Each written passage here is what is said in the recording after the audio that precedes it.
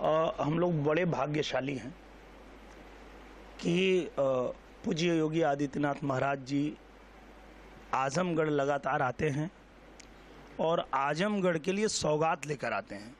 आज भी उन्होंने हजारों करोड़ की परियोजना जो है वो समर्पित किया हमारे 2 विधानसभाओं को। आने वाले समय में हम लोग ये भी महाराज जी से आग्रह किए कि जो बाकी विधानसभाएं हैं उसके लिए भी वो समय देंगे और वहाँ भी परियोजना देंगे। और महाराज जी ने एक बात कही, अपने मुंह से ही उन्होंने कहा कि भले आजमगढ़ में हमारा एक भी विधायक नहीं है, हमारे एक भी सांसद नहीं है, लेकिन आजमगढ़ के विकास को रुकने नहीं दिया गया। चाहे बात प्रधानमंत्री जी की हो, चाहे मुख्यमंत्री जी की हो, लगातार आजमगढ़ पे ध्यान रख के और काम हुआ। और जिन लोगों ने आजमगढ़ में जीत हासिल किया वो लोग कभी भी आजमगढ़ के लिए कुछ कर नहीं रहे हैं। और जब जनता उनसे पूछती है कि भैया आप तो कुछ कर नहीं रहे हैं, तो उनका एक ही जवाब होता है कि हमारी सरकार नहीं है। तो अब आने वाले दिन में यही है कि सरकार तो उनकी आगे भी नहीं आने वाली है।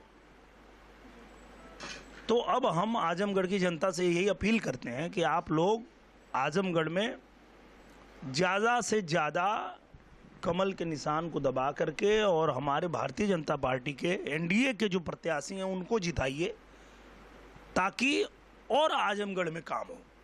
जिस प्रकार से आगामी चुनाव है 27 के लिए क्या तैयारी रहेगी और क्या करना चाहिए? 27 के लिए हम लोगों की यही तैयारी है कि हम लोगों ने हमेशा पहले काम किया है, फिर जनता के बीच जा करके और उनसे निवेदन किया है।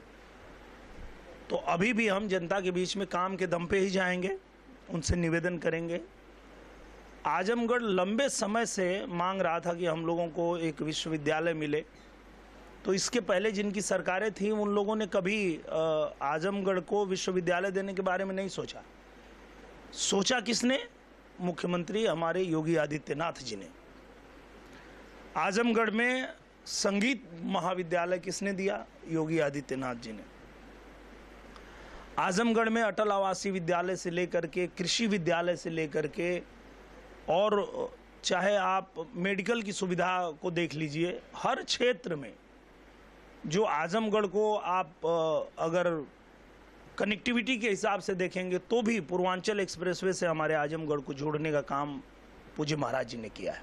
27 में आपकी मुख्य भूमिका क्या रहेगी? किस तरह का रोल रहेगा? हमारी मुख्य भूमिका आजमगढ़ में वही रहेगी जो पूरे देश में रहती है। प्रचारक के रूप में हम जाते हैं हर जगह, और आजमगढ़ में तो विशेष प्रचार हमको इसलिए भी करना पड़ेगा क्योंकि आजमगढ़ के हमारे जितने लीडर हैं भारतीय जनता पार्टी के, एनडीए गठबंधन के, सभी लोगों ने मेरे चुनाव में, मतलब 19 से लेकर 24 तक मैंने 3 चुनाव लड़ा।